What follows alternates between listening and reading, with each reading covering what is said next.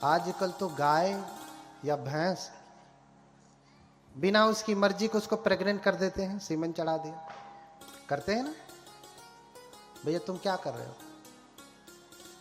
उसकी मर्जी के बिना उसको प्रेग्नेंट कर दिया, और जब बच्चा हुआ तो बच्चे को भी दूर कर दिया, दूध निकालने के लिए मशीन लगा दिया, वो बिना किसी मोह माया के, बिना किसी दया के सर सर सर सर करके पूरा दूध खींच लेती है, और आपके प्लेट में वही परोस दिया जाता। बड़े चाव से खाते हैं, मेवा, मलाई, मिश्री, क्या क्या खाते हैं, खोआ खाते हैं, मिल्क केक खाते हैं, खा के खूब चटकारा लगाते हैं, अरे फलनवा बहुत अच्छा मिठाई बनाता है, उसका मिल्क केक बड़ा अच्छा है। उस केक को बनने में कितनी हिंसा हुई जान रहे? मैं ये नहीं कह रहा दूध मत खाना, लेकिन उसके पीछे की हिंसा भी देख लो आप। खाना है तो घर पे गाय को रखो, भैंस को रखो, उसका ध्यान रखिए, उसके बछड़े का भी ध्यान रखिए, हाँ, उसे दूर न करिए। आपने अगर बछड़े को दूर किया ना तो आपका भी बेटा आपका होने वाला नहीं है, वो भी दूर हो जाएगा। भले ही आप पढ़ा लिखा रहे, लेकिन शादी हुई कि तो जाके मुंबई चला जाएगा, दिल्ली चला जाएगा। यहीं बैठिए, पुटपुटाइए बैठ करके, सोचिए कि अरे हमने पढ़ाया लिखाया ये किया, हा? तो माता महामाया ने सब कुछ छोड़ दिया, सब कुछ छोड़ दिया, सारे बुरे कर्म, चोरी, हत्या, व्यभिचार, झूठ, चुगली, बकवास, कटु वचन, सब कुछ छोड़ दिया। क्यों? क्योंकि एक सात्विक बेटे को जन्म देना है, बेटी को जन्म देना है, इसलिए माता ने अपने जीवन को सात्विक बनाया। देखिए, किसी भी व्यक्ति के निर्माण में, अच्छे बुरे बेटे बेटी के निर्माण में, संतान के निर्माण में 4 नियम ही काम करते हैं। ध्यान से सुनिए, बोलिए भगवान बुद्ध की।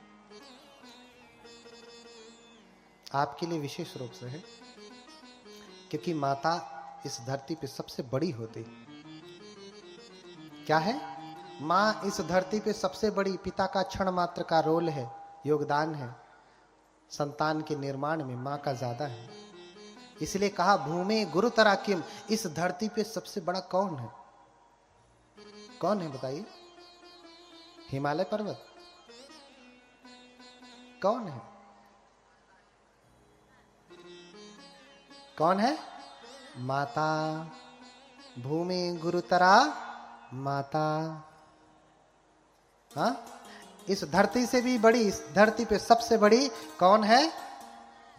माता। तो माता ध्यान से सुने, बड़ी क्यों है? अगर ये गुण नहीं होगा तो बड़ी नहीं होगी। पिता का तो नमवे नहीं है, लेकिन आकाश से ऊंचा के, आकाश की बादल की जरूरत रोज रोज पड़ती है, बरसात की ना? नहीं, इस समय बरसात की जरूरत है, कभी कभार बारिश के समय में। आजकल तो बारिश के समय में भी बारिश ठीक से नहीं हो रही, हाँ? बारिश के समय में भी बारिश की। तो माताएं सुने, 4 नियम काम करते हैं, 4। बीज नियम, ऋतु नियम, कर्म नियम, आहार नियम। ये चारों नियम ठीक होंगे तो जैसे चाहेंगे वैसा बेटा वैसी बेटी होगी। कैसे ठीक करेंगे? जैसे धान की रोपाई करनी हो तो पहले क्या करती हैं आप? तैयारी करती हैं कि पहले ही जिस दिन मन किया बीज उठाया, जाकर के छिड़क दिया, ऐसा नहीं ना। धान की रोपाई का जब समय आता तो तैयारी करती हैं कि किस खेत में बीज डाला जाए। हाँ, उसको बहुत सुंदर बनाया जाता है, बहुत बढ़िया, कंकड़ पत्थर रहित बनाया जाता है। ध्यान से सुनिएगा, क्यों बेटा बिगड़ जाता है, क्यों बेटी बिगड़ जाती है, क्यों जंगाली पैदा हो जाता है, क्यों संत नहीं पैदा होता आपके गर्भ से। सब कुछ करने वाले आप हैं। हमारे वैज्ञानिक लोग कहते हैं कि अत्ता ही अतनो नाथो कोई नाथो परोसिया। बुद्ध कहते हैं आदमी अपना स्वामी है ना।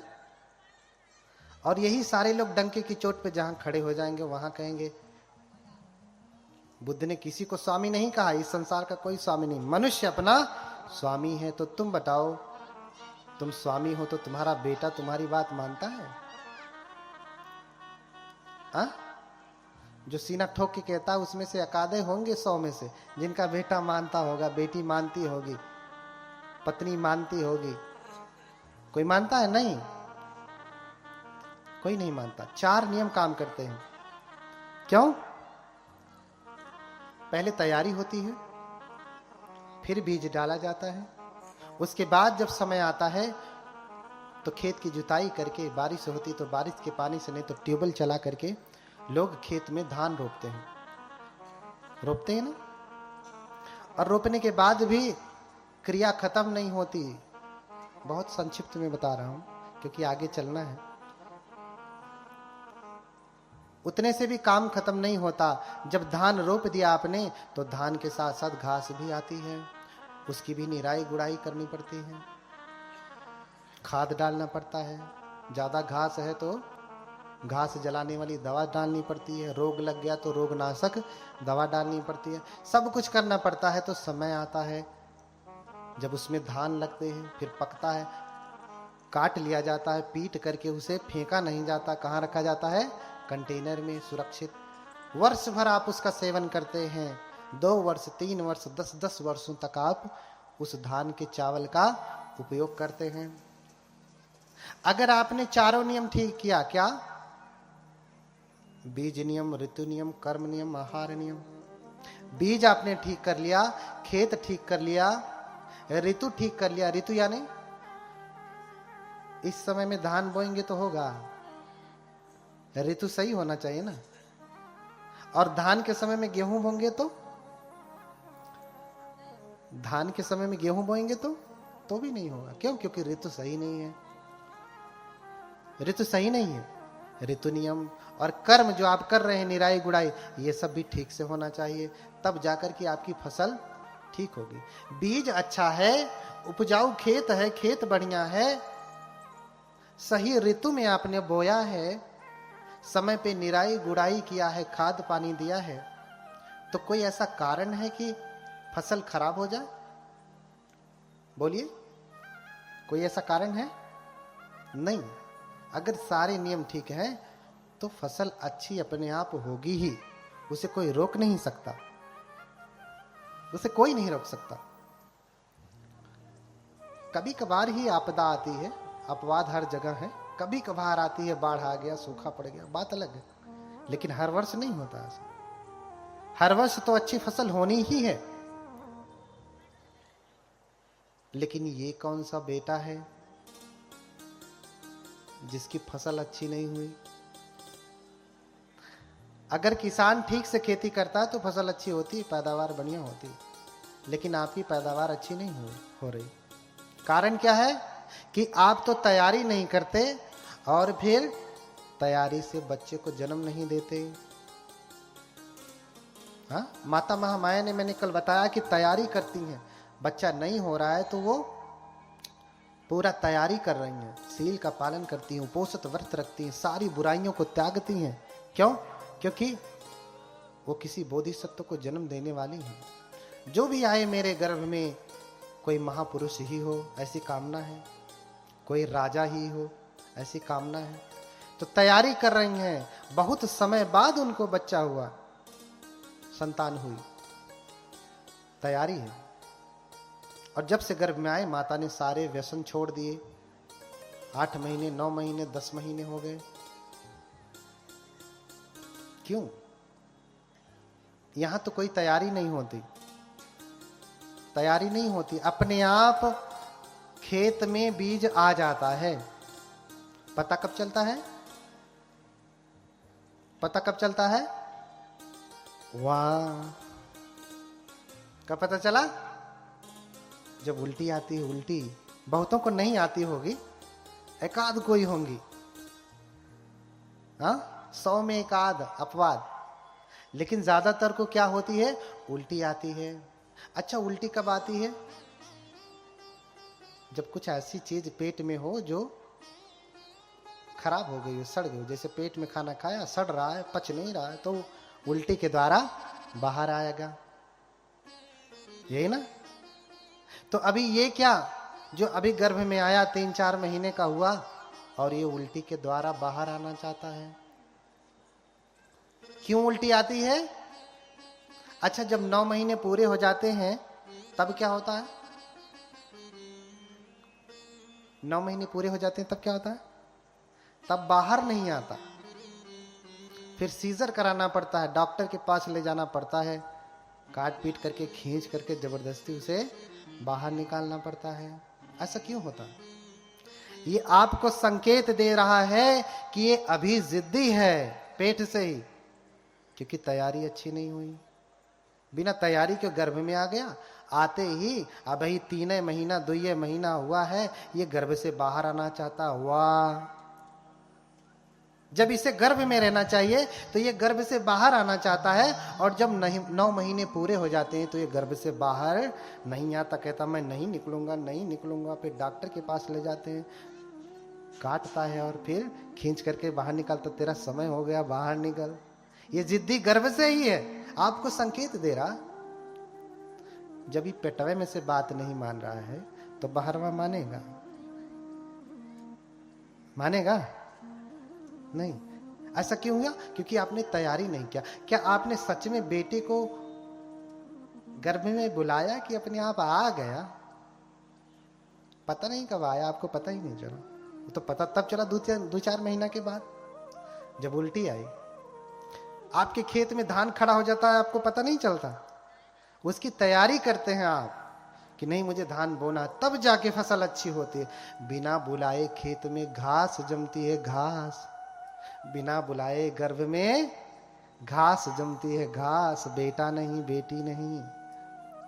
बेटा बेटी पैदा किए जाते हैं, बेटा बेटी पैदा किए जाते हैं। अव्यक्ततः पठमे माँ से सप्ताहात कलली भवेत, माँ से द्वितीय कलल्लात पेशवात्व अर्बुदम, व्यक्ति भवति माँ से तत्रेय गात पंचकम, मूर्धा द्वय सथिनी बाहु सर्व सूक्ष्म जन्म च, चतुर्थे व्यक्तांगा नाम चेतनायाश्च पंचमम, षष्ठे शिरायु बलवर्ण नख त्वचाम, सर्वे सर्वंग भावे पुष्यति सप्तमे, ओजाष्टमे संचरति माता पुत्रो मुहु क्रमात्। ये 8वें महीने का पूरा क्रम है।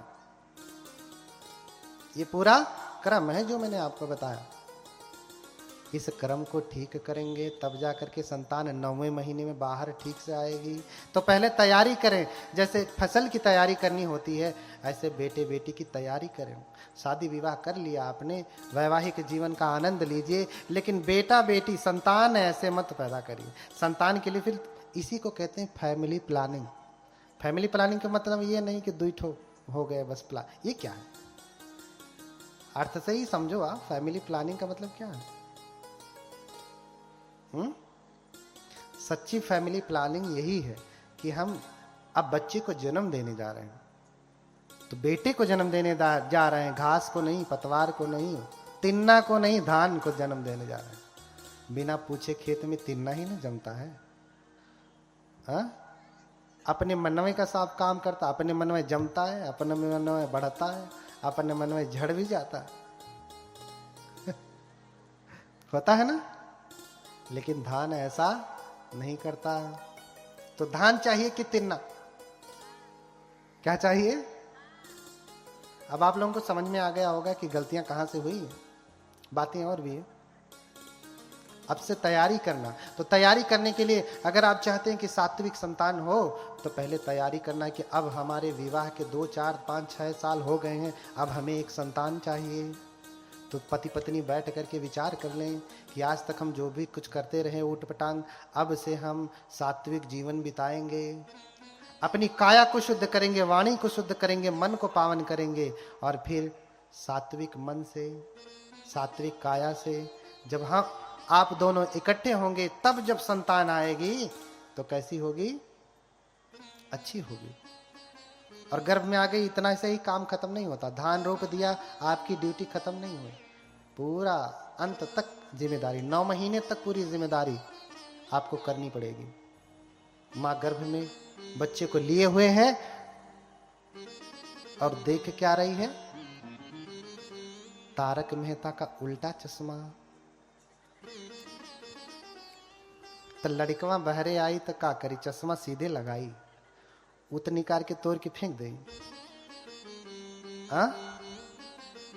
सास बहू के झगड़े, वो तो पेट से ही सीख रहा है ना। आपने एक कथा सुनी होगी कि अभिमन्यु गर्भ में थे तो कथा सुना, उनके पिता चक्रव्यूह तोड़ने की कला सिखा रहे थे। माता सो गई तो बेटा भी सो गया। हाँ, इसलिए अंतिम व्यूह तोड़ना उन्होंने गर्भ में सीखा नहीं, क्योंकि मां सो गई तो बच्चा सो गया। हाँ, ये सारी कथाएं पहले से ही प्रेरित है यहाँ पे, इसलिए आप इसे ठीक करें। क्योंकि आप जो खाती हैं, कल हमने बताया मनोसंचेतना आहार, कबलीकर आहार तो आप ठीक लेते हैं, लेकिन मन का आहार ठीक नहीं लेते। क्योंकि हम जो भोजन करते हैं ना, उसका सत्व आप ही को नहीं जाता, आपके बच्चे को भी जाता है। आपने सेब खाया तो आपके शरीर को ही नहीं गया, किसको गया? बेटे को भी गया, बेटी को, जो भी है संतान आपके घर में, उसको भी गया। ऐसे ही आपने क्रोध किया तो क्रोध आप ही नहीं कर रही, क्रोध का संस्कार किसको जा रहा है? बच्चे को भी जा रहा है। जैसे जो मां गर्भवती है, पति बड़ा बदमाश है, डरा धमका के रखता है, मारता पीटता है, पत्नी हमेशा डरती रहती है, तो उसका बेटा भी पेट से ही डरपोक हो जाएगा। क्या हो जाएगा? क्योंकि मां डर रही है, तो मां के द्वारा जो है नाभि से बच्चा भी जुड़ा हुआ है। मां डरेगी तो बच्चा भी डरेगा। डरना वो गर्भ से ही सीख के आ रहा है। इसलिए बुद्ध कहते हैं, बुद्ध के शब्दों में आज की भाषा में कहूं तो आप गर्भ से ही आईएएस पीसीएस पैदा कर सकते हैं। आईएएस पीसीएस गर्भ से ही पैदा कर सकते हैं, बस आपको समझना पड़ेगा। यही है बुद्ध का वैज्ञानिक धर्म। ये नहीं कि पानी कैसे बनता है, फिटकिरी कैसे बनती है, जान भी गए तो कौन सा तुम्हारा दुख दूर हो गया? बताओ। पानी H2O है, हाइड्रोजन का 2 अणु, ऑक्सीजन के 1 अणु, जान गए तो बताओ कौन सा दुख खत्म हुआ? नहीं ना खत्म हुआ। ये विज्ञान जाने तो आपका दुख खत्म होगा ही, जो बच्चों से इतने परेशान रहते। कल को नहीं तो बच्चे को लेके आएंगे, कहेंगे बंटी जी तो हमारा लड़का, इसको कुछ कहिए, कोई मंत्र फूंकिए कि ये ठीक हो जाए। अरे बेंगवा तो पहले ही गड़बड़ कह देला तो हम का ठीक करें? हाँ, फसल तो पहले ही गड़बड़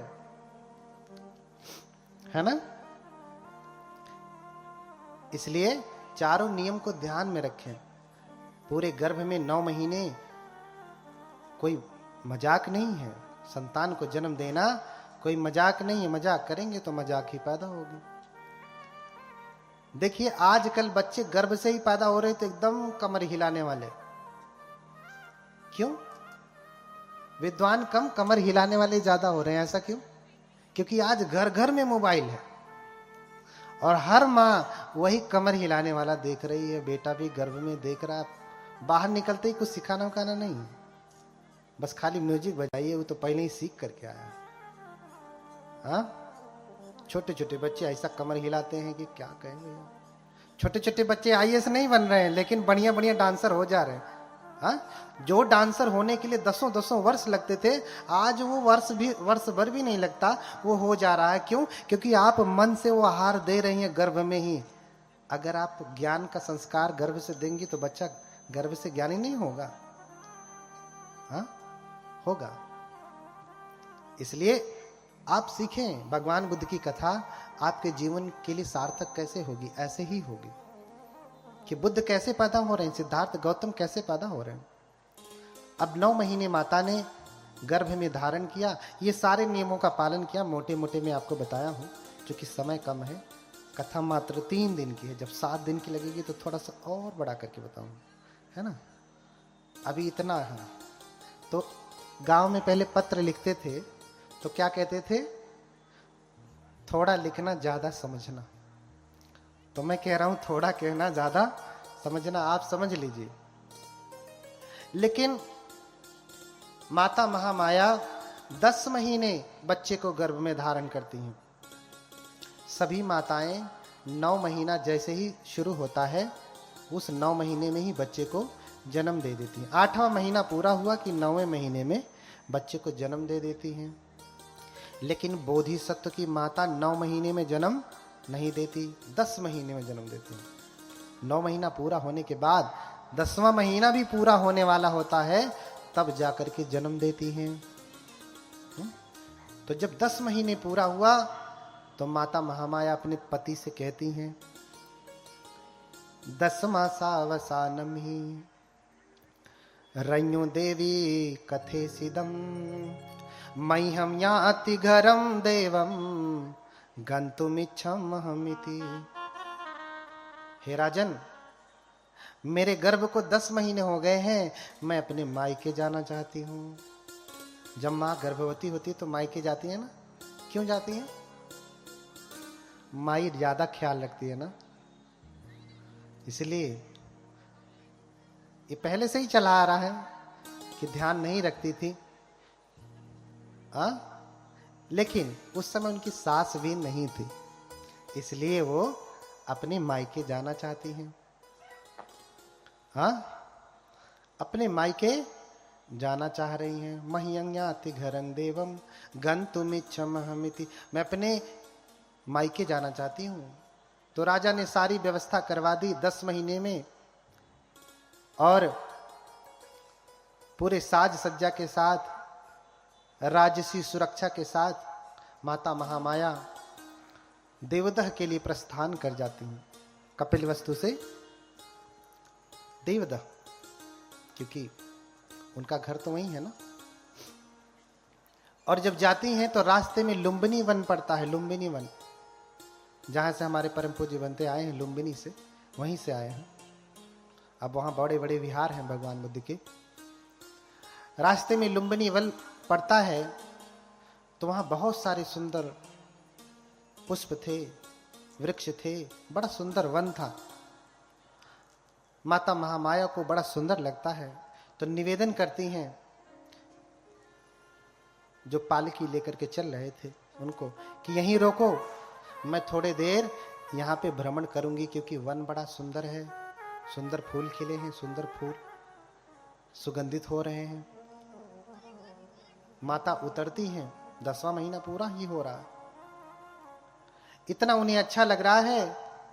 एक शाल वृक्ष की टहनी ऐसे लटकी हुई थी, ऐसा वर्णन मिलता है मानो देवताओं ने टहनियां लटका दिया, लटकी थी पहले से। कभी कभी किसी चीज का व्यक्तिकरण किया जाता है अलंकार में, आपने पढ़ा होगा, पर्सनिफिकेशन अलंकार जो होता है, व्यक्तिकरण कर दिया जाता है, किसी बात को कहने के लिए व्यक्ति का रूप दे दिया जाता है। जैसे हवा ने अग्नि से कहा, अब हवा किसी अग्नि से कहेगी नहीं ना, व्यक्तिकरण, उसका व्यक्तिकरण कर दिया गया, पर्सनिफिकेशन कर दिया गया। ठीक है, तो मानव देवताओं ने टहनी लटका दी, और इतना सुंदर माता ऐसी टहनी जैसे ही पकड़ती हैं तो फिर वर्णन मिलता है, मानो फिर देवताओं ने टहनी ऐसे ऊपर खींच लिया, और माता टहनी पकड़ी है, जैसे ही टहनी ऊपर जाती है, जाहिर सी बात है गर्भ से है, हाथ को छोड़ा नहीं, हाथ से टहनी पकड़ी है, और जैसे ही शाखा ऊपर गई तो झटका कहाँ पे लगता है? गर्भ में, और उनको प्रसव वेदना शुरू हो जाती है। तुरंत उनकी जो नौकरानियां थी, सेविकाएं थी, वहीं पे कनात घेर देती हैं। ऐसा वर्णन मिलता है कि शाखा छोड़ा नहीं उन्होंने, शाखा पकड़ी ही है, और पकड़े ही पकड़े, खड़े ही खड़े, सीधे सीधे माता ने अपने पुत्र को जन्म दिया। बोलिए भगवान बुद्ध की। शाल वृक्ष की शाखा को पकड़े पकड़े माता ने बच्चे को जन्म दिया। और जन्म देती है तो कैसे बच्चा बाहर आता है? जैसे जब भी कोई बच्चा बाहर आता है तो जॉनसन्स बेबी पाउडर लगा के आता है क्या? गंदगी के साथ आता है ना, बाद में भले पाउडर लगाया हो। तो जायंती शेष मनुषा मलमक्खी तंगा, जातो पने संग पवरो दीपदान मिंदो। शेष मनुष्य जो जन्म लेते हैं वो कैसे जन्म लेते हैं? गंदगी के साथ लिपट करके जन्म लेते हैं। जायन्ति शेष मनुषा मलमक्षितंगा जातोपने संपवरो विपदान मिंदो अचंत सन्नमल काशिकवथ कम ही निघित नघतर चारु मणि वसुधो। बोलिए भगवान बुद्ध की। तो शेष मनुष्य कैसे जन्म लेते हैं? गंदगी के साथ जन्म लेते हैं। लेकिन ये बोधिसत्व जब जन्म ले रहे हैं तो गंदगी के साथ जन्म नहीं ले रहे हैं। अचंत सन्नमल काशिकवथ कम ही निघित नघतर चारु मणि वसुधो। मणि देखा है? मणि चमकती है ना। अच्छा, हीरा की खदान माने कोयले की खदान आपने देखा है? उसमें क्या निकलता है? हीरा। अच्छा, कोयले की खदान में हीरा कहां से आ जाता है? कौन रख के गया था वहां? कोयले की खदान में, कोयले में जो जितना अंधेरे वाला है वही उसी में उतना ही प्रकाशमान कोई रत्न पैदा हो जाता है। हीरा जितना प्रकाशमान है, कोयला उतना ही अंधकारवान है, अंधेरा फैलाने वाला है। ठीक विपरीत जन्म लेता है। ऐसा क्यों? कहां से उसमें हीरा आ जाता है? कहां से आता है? कोई रखा होगा पहले से ना। ऐसा नहीं है ना, वो कोयला ही है, लेकिन इतने वर्षों में तप करके क्या बन गया? हीरा। अभी हमारा जीवन भी कोयले जैसा ही है। तप करके क्या बनेंगे हम? हीरा, बुद्ध बनेंगे, बुद्ध। इसलिए उदाहरण दिया गया। अचंत सन्नमल काशिक वथ कम ही निघित नघतर चारु मणि वसुधो। जैसे कोई मणि, जैसे कोई हीरा चमकता है ना, तो काशी के वस्त्र में जब कोई रत्न रख दिया जाता है, हीरा रख दिया जाए, तो वो बहुत ही सुंदर लगता है। काशी का वस्त्र बहुत सुंदर होता था, पहले भी और आज भी, है ना। सबसे बढ़िया साड़ी कहाँ की है? माता जी उधर पीछे वाली। ओहो, बोलिए भगवान बुद्ध की, बोलिए भगवान बुद्ध की। उधर पीछे वाली माता जी, गुलाबी रंग की।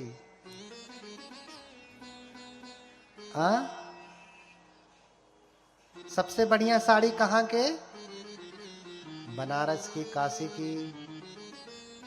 तो उस समय भी काशी के वस्त्र बहुत ही मशहूर थे, आज भी हैं। पुरुषों के लिए और स्त्रियों के लिए, दोनों के लिए सबसे मशहूर, सबसे अच्छे वस्त्र कहाँ के हैं? काशी के हैं। तो जैसे काशी के वस्त्रों में कोई रत्न रख दिया जाए, चमकता है, ऐसे ही बोधिसत्व माँ के गर्भ से साफ सुथरे चमकते हुए बाहर निकलते हैं। निघित नघतर चारु मणि वसुधो। ऐसे ही रत्न की भांति शुद्ध वो गर्भ से बाहर निकलते हैं, गंदगी नहीं होती। ये गंदगियां होती क्यों है गर्भ में? क्यों होती है? अब वैज्ञानिक कारण देखेंगे तो उसके कई कई कारण हैं। उसका कारण मैं नहीं जानता। मैं इतना जानता हूं कि हमारे मन में गंदगी है। अगर शील का पालन नहीं किया है तो पुत्र गंदगी के साथ ही लिपट करके आता है। इतनी शुद्धता का कर्म कौन करता है आजकल? कोई नहीं करता, कोई नहीं करता। तो ये एक कारण कि बोधिसत्व अपने पुत्र को जन्म देती हैं तो साफ सुथरा, गंदा नहीं। जॉनसन्स बेबी पाउडर लगा करके, तेल लगा के, मालिश करके तब बाहर निकलता है वो। ऐसा समझिए आप। और जब बोधिसत्व जन्म लेते हैं तो कैसे जन्म लेते हैं? सीधे सीधे। सीधे सीधे कैसे जन्म लेना होता है?